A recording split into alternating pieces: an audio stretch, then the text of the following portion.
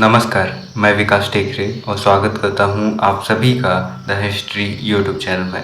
आज के इस वीडियो से हम शुरुआत करने जा रहे हैं एमए इतिहास 4th सेमेस्टर की और समझेंगे कि इस सेमेस्टर से वे कौन से ऑब्जेक्टिव टाइप क्वेश्चंस हैं जिन्हें आपको ध्यान में रखना है, जो आपकी परीक्षा के लिए बहुत ज़्यादा इम्पोर्टेंट है। आपको मैं ये बता दूं कि हमारे 4th सेमेस्टर की सभी जानकारी या फिर मराठा साम्राज्य से जितने भी वीडियोस आपको इस चैनल में देखने को मिलेंगे, उनमें से ज़्यादातर आपको इस किताब से देखने को मिलेंगे। ये है मराठास हिस्ट्री और इसके राइटर हैं हरीश कुमार खत्री और इनकी ये किताब है जहाँ पर से बहुत ही प्रामाणिक जानकारी हमें मिलती है इतिहास की, खास तौर पर शिवाजी और उनके साम्राज्य के बारे में, जो कि एक न्यूट्रल जानकारी के तौर पर हमें मिलती है, जहाँ पर से हम निष्पक्ष रूप से मराठा साम्राज्य के बारे में जान सकते हैं। दोस्तों, यहाँ पर हम इस सेमेस्टर के उन ऑब्जेक्टिव टाइप क्वेश्चंस को देख रहे हैं जो बहुत ज़्यादा संभावनाएं रखते हैं 4th सेमेस्टर में पूछे जाने की। साथ ही आपसे ये गुजारिश है कि अगर आप प्रॉपर मराठा साम्राज्य के बारे में पढ़ना चाहते हैं तो आप 3rd सेमेस्टर में जाकर भी और मराठा साम्राज्य के वीडियोस को देख सकते हैं। लेकिन अगर आपके 4th सेमेस्टर में जो सिलेबस है वो केवल जो शाहू महाराज है वहाँ पर से शुरू होकर जो पेशवा बालाजी बाजीराव तृतीय से शुरू होकर पेशवा पद की समाप्ति 1818 जो आंग्ल मराठा युद्ध है, इन सभी के बीच में सिमटा हुआ है 4th सेमेस्टर का सिलेबस। तो ज़रूर आप इस वीडियो को, इस 4th सेमेस्टर की सीरीज़ के सभी वीडियोस को देखिएगा। आइए शुरुआत करते हैं और पहला क्वेश्चन यहाँ बनता है कि बाजीराव का जन्म कब हुआ था। तो जो बाजीराव था वो बाजीराव का जन्म हुआ था 1700 में और 1719 में इनके पिता की डेथ हो जाती है और 1720 में सिर्फ 20 साल की उम्र में बाजीराव प्रथम अपने आप को पेशवा बनाते हैं। शाहू महाराज इन्हें पेशवा घोषित करते हैं। जो शाहू महाराज थे वो जो शिवाजी थे उनके नाती थे, बेटे के बेटे थे, और जो संभाजी होते हैं शिवाजी के बड़े बेटे, उनके बेटे होते हैं साहू जी, जिन्हें औरंगज़ेब अपने पास रख लेते हैं। और जब औरंगज़ेब की मृत्यु हो जाती है तो उन्हें छोड़ दिया जाता है और फिर वो आकर लड़ाई लड़ते हैं और फिर ताराबाई से अपना साम्राज्य वापस लेते हैं। और फिर जो शाहू महाराज होते हैं ये 1713 में पेशवा पद की शुरुआत करते हैं और पहले पेशवा बालाजी विश्वनाथ होते हैं और दूसरे पेशवा जो होते हैं बाजीराव प्रथम होते हैं। फिर इसके बाद में जो बालाजी बाजीराव होते हैं उन्हें भी पेशवा पद देने का काम शाहू महाराज करते हैं। इस तरह से शाहू के काल में 3 पेशवाओं की नियुक्ति होती है। बाजीराव का जन्म 1700 में हुआ था, ये इतना कोई खास नहीं है। ये बस याद रखिएगा कि ये किसके बाद पेशवा बने थे और इनके पिता कौन थे। तो वो थे बालाजी विश्वनाथ, जिन्हें इन्होंने सक्सीड किया था। दोस्तों, बाजीराव प्रथम का पेशवा काल था 1720 से 1740। ये वही बाजीराव प्रथम हैं जो बाजीराव मस्तानी वाली फिल्म में आपको दिखाए गए हैं। वारणा की संधि कब हुई थी? तो 1731 में वारणा की संधि हुई थी। और डभई का युद्ध कब हुआ था? तो 1731 में हुआ था। सिंपल सी बात है, डभई के युद्ध के बाद ही वारणा की संधि हुई थी।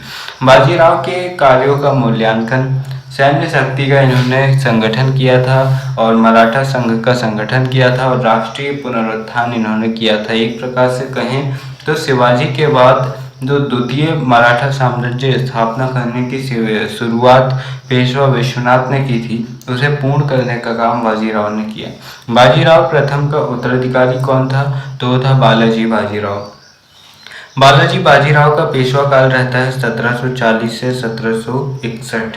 1740 से 1761 में आप तो समझ ही गए होंगे कि जस्ट नादिर शाह का जो युद्ध है, जो भारत में आक्रमण होता है, उसे देखने के बाद में इनका जो कार्यकाल होता है वो पानीपत के तृतीय युद्ध के साथ समाप्त होता है। छत्रपति शाहू महाराज के काल में 3 पेशवा हुए, विश्वनाथ, बाजीराव प्रथम और बालाजी बाजीराव। ये आपने देखा। 1737 में निजाम के विरुद्ध संधि कहलाई, दुराई सराय की संधि। वहीं उदगीर की लड़ाई कब हुई थी? तो दोस्तों, उदगीर की लड़ाई 1758 से 1760 में हुई थी। यहाँ पर क्वेश्चन बनता है कि पानीपत के कितने युद्ध हुए थे। ये सवाल यहाँ खड़ा इसलिए हो रहा है क्योंकि पानीपत का तीसरे युद्ध मराठों और अहमद शाह अब्दाली के बीच में 14 जनवरी 1761 को हुआ था और कई गलतियों के कारण यह युद्ध मराठा हार जाते हैं, क्योंकि मराठों के जो इस समय के पेशवा थे वो थे बालाजी बाजीराव, और बालाजी बाजीराव ने कभी भी उत्तर भारत का अभियान नहीं किया था। उन्होंने मध्य भारत और दक्षिण भारत का अभियान किया था, और दक्षिण भारत और मध्य भारत की जो भौगोलिक स्थिति है वो एक सी है, पहाड़ी इलाका है और आसानी से गोरिल्ला पद्धति इस्तेमाल कर लेते हैं। इन्हें लगा कि उत्तर भारत में भी स्थिति वैसी ही होगी, लेकिन जब वे उत्तर भारत जाते हैं तो स्थिति बहुत विपरीत होती है, और जिसके कारण इनकी गोरिल्ला पद्धति जो छापामार युद्ध शैली है, अचानक जंगलों से निकलकर आक्रमण कर देना, आगे पीछे से आकर अपने दुश्मन को मार गिराना, वो वाली पद्धति काम नहीं आई। और जो भाऊ थे जो कि इनके सेनापति थे, उनकी भी कई सारी गलतियां रहीं, जिसके कारण पानीपत का तृतीय युद्ध मराठा हार जाते हैं। पहला युद्ध हुआ था 1526 में बाबर इब्राहिम के बीच में, जिसमें बाबर जीत जाते हैं और मुगल साम्राज्य की स्थापना करते हैं। दूसरा युद्ध हुआ था अकबर और हेमू या फिर हेमचंद्र विक्रमादित्य के मध्य, और इसमें अकबर जीतते हैं। हेमू की आंख में एक तीर लगने से उसकी मृत्यु हो जाती है, और फिर अकबर यहाँ पर दूसरी बार मुगल साम्राज्य को दिल्ली सल्तनत में, दिल्ली की सत्ता में काबीज करते हैं। तीसरा युद्ध कब हुआ था इसके बारे में आप समझ चुके हैं। दोस्तों, पानीपत का जो तृतीय युद्ध था वो मराठों का नेतृत्व इसमें किसने किया था? तो सदाशिवराव भाऊ, जो बालाजी बाजीराव थे, इनके चचेरे भाई थे, ये जो थे इसके नेतृत्व करते थे। और बालाजी बाजीराव सैन्य काम में ज़्यादा रुचि नहीं लेते थे, वो प्रशासनिक कार्यों में ज़्यादा रुचि लेते थे, जिसके चलते उन्होंने सेनापति अपने भाई सदाशिवराव भाऊ को घोषित कर दिया था, और इन्होंने कई सारी विजय भी की थी। लेकिन इनके जीवन का सबसे बड़ा दुख था पानीपत का तीसरा युद्ध, जहाँ पर ये पराजित हुए और मारे गए। तृतीय पानीपत युद्ध किस पेशवा के काल में हुआ था?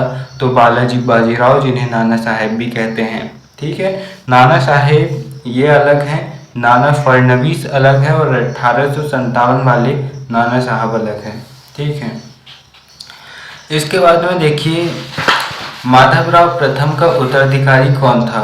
तो माधवराव प्रथम का उत्तराधिकारी था बालाजी बाजीराव, यानी कि नाना साहब। क्योंकि जो बाजीराव प्रथम होते हैं, जब उनकी डेथ होती है तो उनके बाद में कुछ माधवराव प्रथम बनते हैं कुछ दिनों के लिए, फिर उसके बाद में बालाजी बाजीराव बनते हैं। माधवराव प्रथम का कार्य, माफ़ कीजिएगा यहाँ पर मैंने थोड़ा गलत कह दिया है, जो माधवराव प्रथम था वो बालाजी बाजीराव का उत्तराधिकारी था, जबकि बालाजी बाजीराव प्रथम का उत्तराधिकारी था। यहाँ पर थोड़ी सी कन्फ्यूजन हुई, जिसके लिए मैं माफ़ी चाहता हूँ।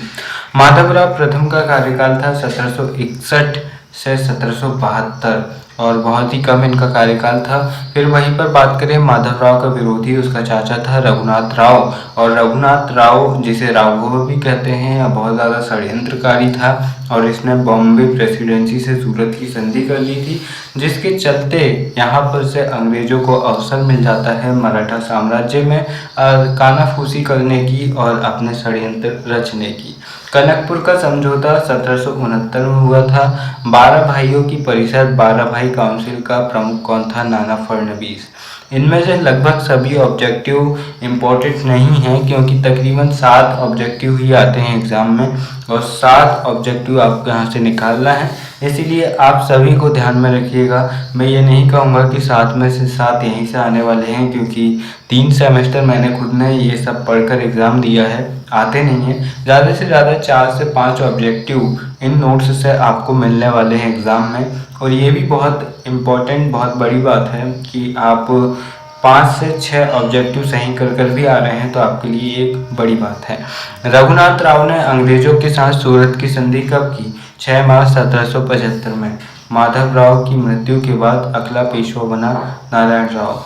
देवगांव की संधि कब हुई? तो 17 दिसंबर 1803 में बरार के रघुजी भोसले व अंग्रेजों के मध्य देवगांव की संधि होती है।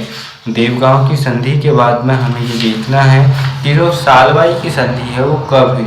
तो सालवाई की संधि प्रथम आंग्ल मराठा युद्ध में, जब अंग्रेजों और मराठों के बीच में युद्ध का कोई निष्कर्ष नहीं निकलता है तो सालवाई की संधि होती है। और ये मराठों के लिए एक अच्छी खबर थी, क्योंकि इससे पहले के युद्ध ये हार गए थे। और सालवाई के लिए जब ये युद्ध जीतते हैं 1782 में, तो 1782 में संधि होती है।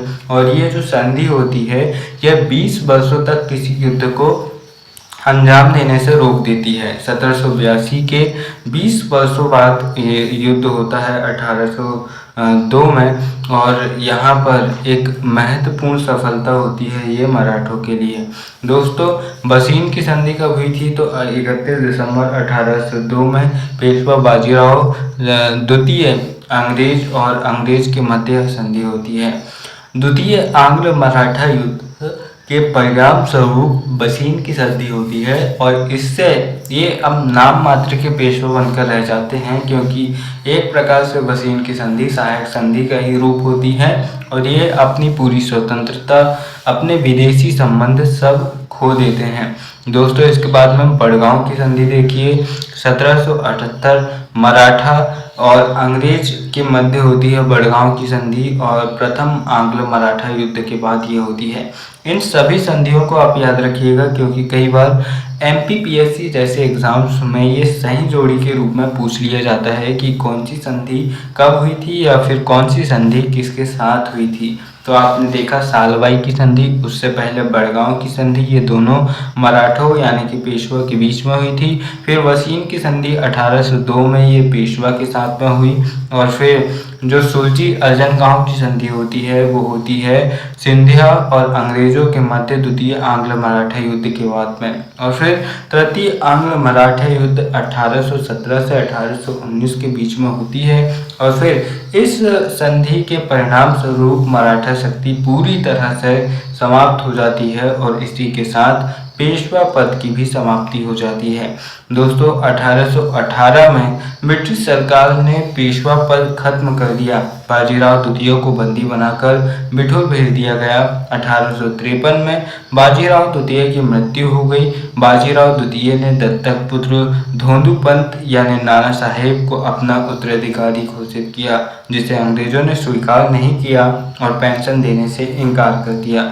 24 सितंबर 1859 को स्वतंत्रता संग्राम के दौरान तीव्र बुखार के कारण मात्र 35 वर्ष की आयु में नेपाल के देवखारी गांव में इनका देहांत हो गया। यानी कि 1857 के नाना साहेब, जिनके बारे में सोचने पर हमें ये लगता है कि कोई बुजुर्ग सा व्यक्ति रहा होगा, वो मात्र 35 साल के थे। दोस्तों, आपको एक इंटरेस्टिंग बात ये पता होनी चाहिए कि जो नाना साहेब थे, रानी लक्ष्मीबाई थी और तात्या टोपे थे, ये दोनों बहुत ही क्लोज फ्रेंड रहे बचपन में, और तीनों का बचपन साथ में बीता था। और ये जो धोंदूपंत या फिर नाना साहेब थे, ये बाजीराव द्वितीय के उत्तराधिकारी थे। अब इसके बाद में देखिए, मराठा शासन के अंतर्गत मराठों का स्थायी निवास स्थान कहलाता था स्वराज, यानी कि ये अपने क्षेत्र को, अपने साम्राज्य को स्वराज कहते थे। मराठा वतन पर किसका नियंत्रण माना जाता था? तो यहाँ पर सेनानायक यानी कि पेशवा और जो विजेता है उनका नियंत्रण माना जाता था।